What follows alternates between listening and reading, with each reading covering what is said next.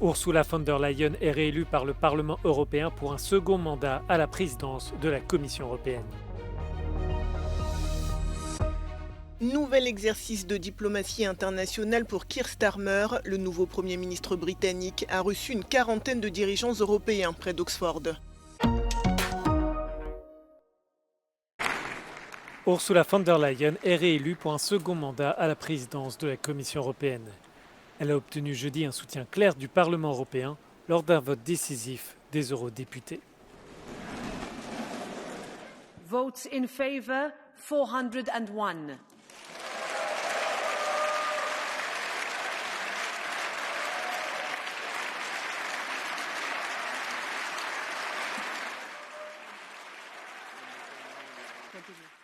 La responsable allemande, candidate du Parti populaire européen, a obtenu une marge bien plus large qu'il y a 5 ans. Cette majorité renforcée donne plus de crédibilité à ce nouveau mandat. Mais cette reconduction était loin d'être acquise. Ursula von der Leyen a dû s'employer pour négocier avec la droite et la gauche, autant de compromis qui se sont retrouvés dans son discours pour défendre sa candidature. La présidente de la Commission dit vouloir faire de la défense, de la compétitivité et du logement des axes prioritaires de son action. Si le vote est à bulletin secret, la plupart des groupes dans l'hémicycle n'ont pas caché leurs intentions. Les formations centristes ont apporté leur soutien à la présidente de la Commission. Les extrêmes, de gauche comme de droite, ont voté contre Ursula von der Leyen.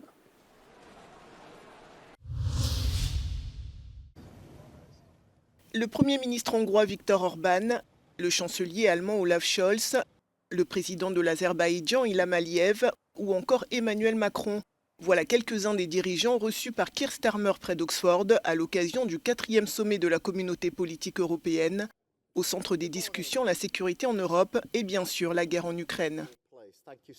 We want to work with all of you to reset relationships, rediscover our common interest and renew the bonds of trust and friendship that brighten the fabric of European life. And the task is urgent, because our security is on the line.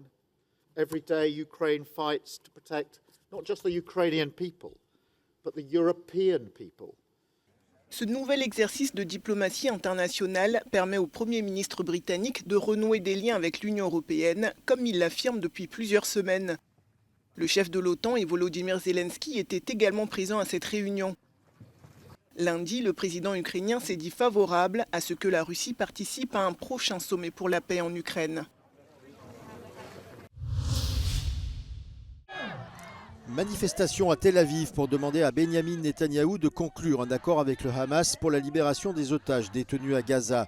Les centaines de participants ont aussi exigé que ce dernier s'explique à propos de sa récente déclaration les concernant.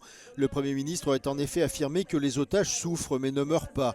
Selon un journal israélien, le ministre de la Défense, Yoav Gallant, aurait déclaré que si un accord sur les otages et le cessez-le-feu n'était pas conclu dans les 2 prochaines semaines, le sort des personnes enlevées serait scellé. And we are calling for the Prime Minister to seal this deal. The Defense Minister and all the security services telling us this is the right moment to close this deal.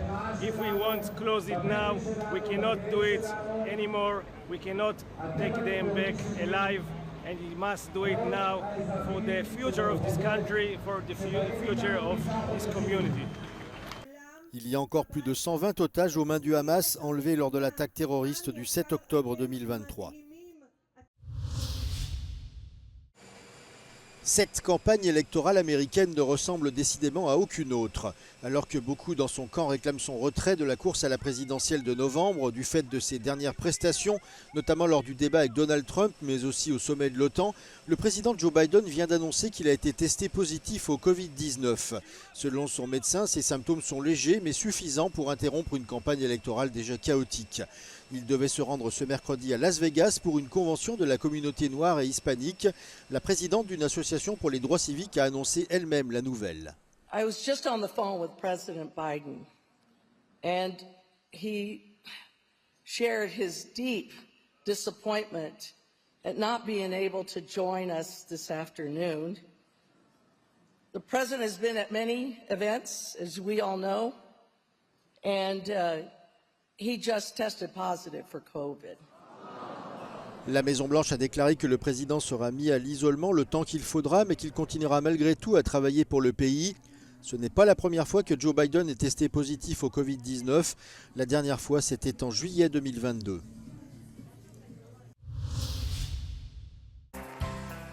Lors de la convention du Parti républicain, James David Vance a prononcé son discours d'investiture. Candidat républicain à la vice-présidence des États-Unis, il s'est présenté comme le combattant d'une classe ouvrière oubliée. Il souhaite, avec Donald Trump, rendre à l'Amérique sa grandeur. Pour ce faire, le sénateur de l'Ohio, âgé de 39 ans, vétéran de la marine et critique du soutien américain à l'Ukraine, veut supprimer la dépendance du pays à l'égard de la main-d'œuvre et de l'énergie étrangère et veut réexaminer l'aide militaire.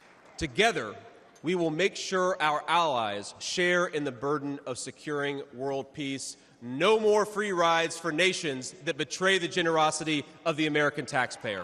Cette annonce intervient alors que de nombreux démocrates expriment des inquiétudes quant à la capacité du président américain Joe Biden, testé ce jeudi positif au Covid, à remporter le scrutin. Les démocrates annonceront officiellement leur candidat et vice-président au début du mois d'août.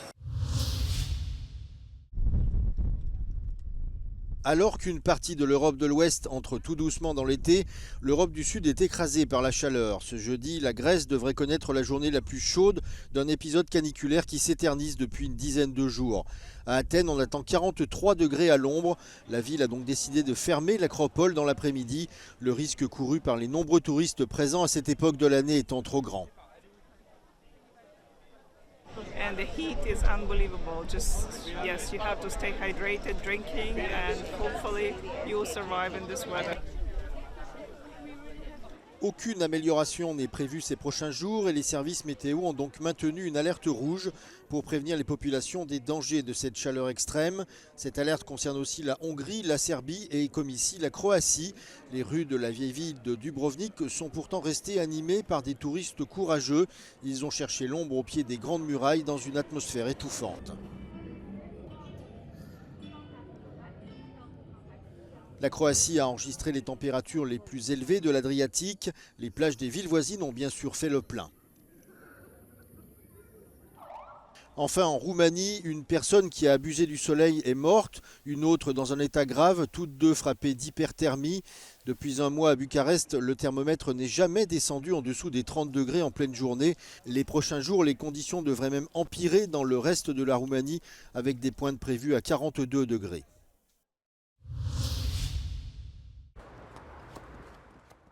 La police française a ouvert une enquête criminelle à la suite de l'incendie meurtrier d'un immeuble d'habitation jeudi matin à Nice. Le feu, qui s'est déclenché vers 2h30 du matin dans le quartier populaire des Moulins, a fait 7 victimes et 3 blessés. Parmi les morts figurent 3 enfants âgés de 5, 7 et 10 ans et un adolescent de 17 ans qui a tenté de s'échapper en sautant par la fenêtre. C'est la piste criminelle. Assez rapidement, des éléments m'ont conduit à ouvrir une enquête en flagrance pour des faits volontaires, donc d'incendie volontaire ayant entraîné la mort. Selon les pompiers, 3 habitants ont été secourus à l'aide d'échelles et 33 personnes ont été évacuées de l'immeuble.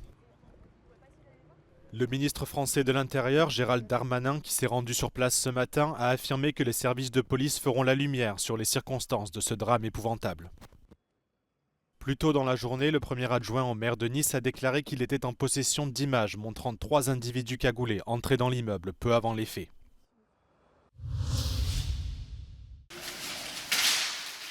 Un acte de commémoration pour les femmes qui ont combattu contre les nazis.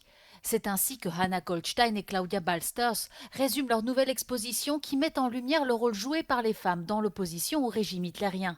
Certains de ces écrits et travaux de femmes sur la résistance sont disséminés sur les murs et le sol. Women's stories have always been considered less important than men's stories, and I mean, there are many reasons to speculate why that is, but I mean, one reason is the winners get to tell history, right? The winners write history, and so far, mostly in our history, it's been white men that write history, and they will write about themselves. L'Allemagne célèbre ce samedi le 80e anniversaire de la tentative d'assassinat contre Hitler. L'une des femmes présentées dans l'exposition, Anne-Dore Leber, était l'épouse de l'un des officiers impliqués dans cette action. Emprisonnée par les nazis, elle a continué à écrire sur les résistants. Les 2 artistes affirment que certains visiteurs ont été surpris de voir leur nom de famille parmi les femmes présentées dans l'exposition. Since we've been showing this work in France and in Germany with visitors who maybe remembered their own family stories, who saw our images and were quite touched by the histories that they entail, and maybe questioned and reflected on their own role in society as well. Récemment, plusieurs monuments de l'Holocauste ont été vandalisés en Allemagne. Parmi eux, un mémorial dédié aux victimes LGBT+ du nazisme à Berlin. Et plus tôt ce mois-ci, la police a enquêté sur des tags antisémites inscrits sur une plaque rappelant la déportation de plusieurs dizaines de juifs de la capitale allemande. En 2017, un dirigeant du parti d'extrême droite Alternative für Deutschland a qualifié le mémorial de la Shoah de Berlin de monument de la honte. The exhibition comes amid a strengthening of the far right. In last month's EU elections, the Alternative for Deutschland came in second in Germany. The artists say they hope their work provides inspiration in today's political context. We need to keep fighting because we've got a quite frightening situation in Europe at the moment, or in many parts of the world, and we need to be brave, and we need to show that we don't want to live this way. We want a just and we want a fair world, and I think people who come here can take inspiration from this exhibition and say, yeah, look, they did it then, we can do it now. L'exposition se déroule jusqu'au 8 septembre à la maison Willy Brandt, au siège du Parti social-démocrate à Berlin.